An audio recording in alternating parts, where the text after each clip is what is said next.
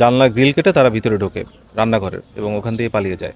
আমার ভাই ভাবি স্পেনের, তারা নাগরিক, বাচ্চারাও 20-25 বছর যাবৎ তিনি স্পেনে অবস্থান করে, তার ব্যবসা বাণিজ্য ওখানে। তারা ভিতরে ঢুকেছে, ঢুকেই ওর মাকে নাই স্টেপ করছে গলায় আর হচ্ছে সাইডে। অনেক খারাপ কিছু হচ্ছে। আমি 3টার সময় এসে দেখি যে লোকজন এখানে ভিড় আছে, এসে দেখি যে চাষি অচেতন হয়ে পড়ে আছে, রক্ত ভরা। আমি দেখে ফোন দিলাম যে ভাই অবস্থা খুব খারাপ। আমি তখন বুঝতে পারিনি যে নাই, পরে শুনি যে বেঁচে নাই। আর আমার ছোট একটা বোন ছিল, ওরই বোন, ওরা এখানে ছুরি আঘাত করছে। ও এখন যশোর সদরে আছে। আমার ভাই ভাবি স্পেনের, তারা নাগরিক, বাচ্চারাও 20-25 বছর যাবৎ তিনি স্পেনে অবস্থান করে, তার ব্যবসা বাণিজ্য ওখানে। আমার ভাই আসে যায়, ভাবিও যায় আসে। তো মাঝে ছেলের বিয়ের শাদির জন্য ভাবি আসছিল, ভাই আসছিল, সবাই এসে ছেলের ধুমধাম করে বিয়ে শাদি দিয়ে ভাই চলে গেল। ভাবিরও যাওয়ার কথা ছিল, এবার ইতিমধ্যে ছেলে আসবে বলে প্রস্তুতি নিচ্ছে। আর তার ভিতরে এই হত্যাকাণ্ড ঘটে গেল। কেন, কি কারণে আমরা তো বুঝতে পারছি না কেন এটা হলো।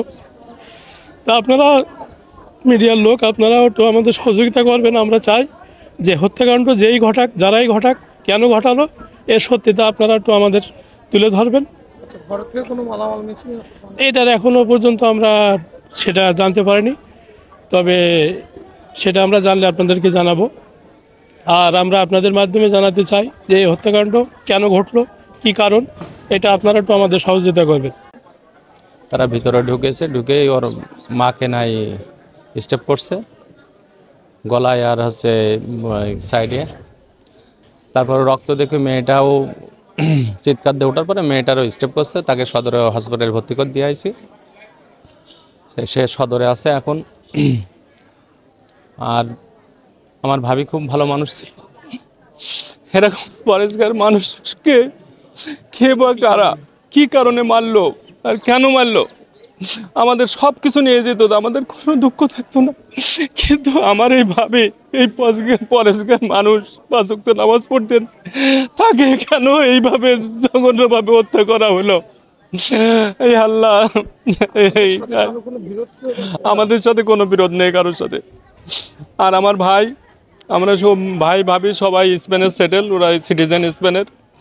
আমার ভাইপো কিছুদিন আগে বিয়ে হলো, জাঁকজমকপূর্ণভাবে বিয়ে হলো, সবাই ছিল গ্রামের এবং এই বাড়িতেই। কিন্তু কেন যে এরা হত্যা করলো, আমার মনে হয়, আমার ডাউট হচ্ছে, মনে হয় ভাবি কাউকে চিনে ফেলাইছে, এই কারণে হয়তো এই ঘটনা ঘটতে পারে। তাছাড়া আমি আর অন্য কোনো কারণ দেখছি না, আমাদের কোনো সাথে কোনো কারোর শত্রুতা নেই। 3:30 আমরা খবর পাই যে একজন এরকম মহিলা, উনি আহত অবস্থায় পড়ে আছেন। এই খবর পেয়ে আমরা 3:45-এ আমাদের সাব ইন্সপেক্টর দেবব্রত আসে, এসে দেখতে পাই যে বাসার ভিতরে এক মহিলা রক্তাক্ত অবস্থায় পড়ে আছেন। উনি তখন মারা গেছেন ছুরিকাহত অবস্থায়। তা ওনার বাচ্চা একটা ছিল, বাচ্চাটা বাইরেই ছিল, বাচ্চাটারও বুকের বাম পাশে স্ট্যাব হয়। তো আশঙ্কামুক্ত আছে, হসপিটালে আছে, ওকে নিয়ে যাওয়া হয়েছে। আর আমরা চলে আসি 4টায়, এসে যেটা দেখতে পাই যে মহিলা রুমের ভিতরে পড়ে আছেন, রক্ত, মারা গেছেন। তখন লাশ আমরা দেখেছি, পোস্টমর্টম হলে সুরতহাল করলে বোঝা যাবে যে কীভাবে মারা গেছেন, তবে ছুরিকাঘাতে মারা গেছে বলে আমার ধারণা। আর যতটুকু ধারণা 1 থেকে 2 জন ছিল এরকম। জানলার গ্রিল কেটে তারা ভিতরে ঢোকে রান্নাঘরের এবং ওখান থেকে পালিয়ে যায়।